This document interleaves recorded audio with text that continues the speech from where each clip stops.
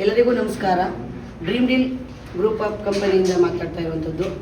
ಮೊನ್ನೆ ಕುಖ್ಯಾತ ವಕೀಲರಾದಂಥ ಪುಟ್ಟೇಗೌಡ ಅನ್ನೋ ಒಬ್ಬ ವ್ಯಕ್ತಿಯು ನಮ್ಮ ಡ್ರೀಮ್ ಡೀಲ್ ಕಂಪನಿಯ ಬಗ್ಗೆ ಸುಳ್ಳು ಆರೋಪ ಮಾಡಿದ್ದು. ಪ್ರತಿಯೊಂದು ಯಾವುದೇ ಒಂದು ಕಚೇರಿ, ಸಂಘ ಸಂಸ್ಥೆಗಳ ಆಫೀಸ್ಗಳಾಗಿರ್ಬೋದು, ಬೆಳಗ್ಗೆ 9ರಿಂದ 5 ಅಥವಾ 10ರಿಂದ 5:15 ತನಕ ಓಪನ್ ಇರುತ್ತೆ. ಆದರೆ ಆ ವ್ಯಕ್ತಿ ನಮ್ಮ ಸಂಸ್ಥೆಯ ಕಚೇರಿ ರಾಮನಗರ ಬ್ರಾಂಚ್ ಏನು ಒಂದು 5:30ಗೆ ಸ್ಟಾಫ್ ಕ್ಲೋಸ್ ಮಾಡ್ಕೊಂಡು ಹೋಗಿದ್ದಾರೆ. ಆ ಸಮಯದಲ್ಲಿ ಬಂದು ಅಂದರೆ ಸಾವಿರಾರು ಕೋಟಿ ವಂಚನೆ ಮಾಡ್ತಿದ್ದಾರೆ, 400 ಕೋಟಿ ಹಗರಣ ಮಾಡಿದ್ದಾರೆ ಡ್ರೀಮ್ ಡೀಲ್ ಕಂಪನಿಯಿಂದ. ಜೊತೆಗೆ ತುಂಬ ರೈತರಿಗೆ ಮೋಸ ಆಗಿದೆ, 50,000 ಲಕ್ಷ ರೂಪಾಯಿ ಕಟ್ಟಿಸ್ಕೊಂಡಿದ್ದಾರೆ ಅಂತ ಆರೋಪ, ಅಂದರೆ ಮೀನ್ಸ್ ಸುಳ್ಳು ಆರೋಪ ಮಾಡಿ ಒಂದು ವಿಡಿಯೋನ ವೈರಲ್ ಮಾಡಿರ್ತಾರೆ. ಆ ವಿಡಿಯೋ ವೈರಲ್ ಮಾಡಿದ್ದಕ್ಕೆ ತಕ್ಕಂಥ ಮಾಹಿತಿಗಳನ್ನ ಕೇಳಿದ್ದಾರೆ ಆ ವಿಡಿಯೋದಲ್ಲಿ.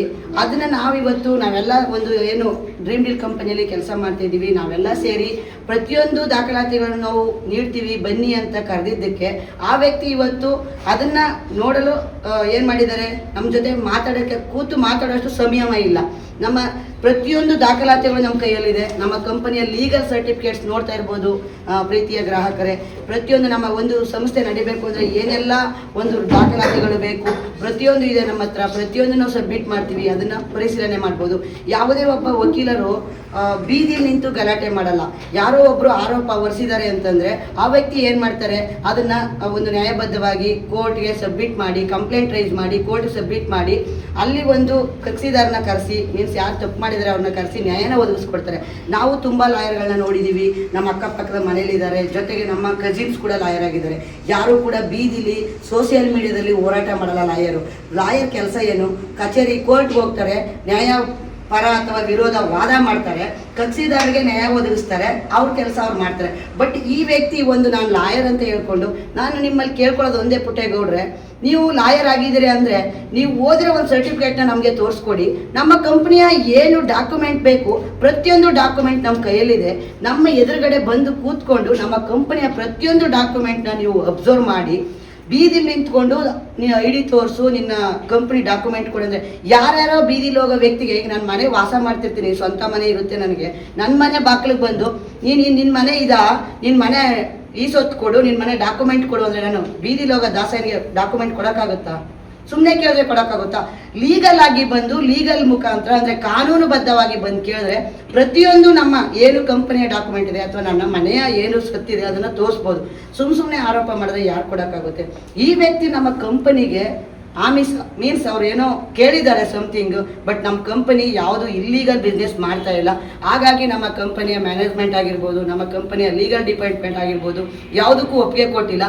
ಈ ವ್ಯಕ್ತಿ ಇದೊಂದು ಇಟ್ಕೊಂಡು ಇವತ್ತು ನಮ್ಮ ಕಂಪನಿಯ ವಿರುದ್ಧ ಸುಳ್ಳು ಆರೋಪ ವಿಡಿಯೋಗಳನ್ನ ಮಾಡಿ ಎಲ್ಲೋ ಬೀದಿಲಿ ನಿಂತ್ಕೊಂಡು ಲಾಯರು ಆರೋಪ ಮಾಡೋದಲ್ಲ ಸ್ವಾಮಿ. ಬಂದು ನಮ್ಮ ಹತ್ರ ಕೂತ್ಕೊಳ್ಳಿ, ಬಂದು ನಮ್ಮ ಪ್ರಮೋಟರ್ಗಳಾಗಿರ್ಬೋದು ಅಥವಾ ಇಲ್ಲಿ ಕೆಲಸ ಮಾಡ್ತಿರೋ ವ್ಯಕ್ತಿಗಳಾಗಿರ್ಬೋದು, ಇವತ್ತು company MD Mohammed Suhail sir ಅವರು ಸಾವಿರಾರು ಜನಕ್ಕೆ ಅನ್ನ ಹಾಕ್ತಾ ಇದ್ದಾರೆ.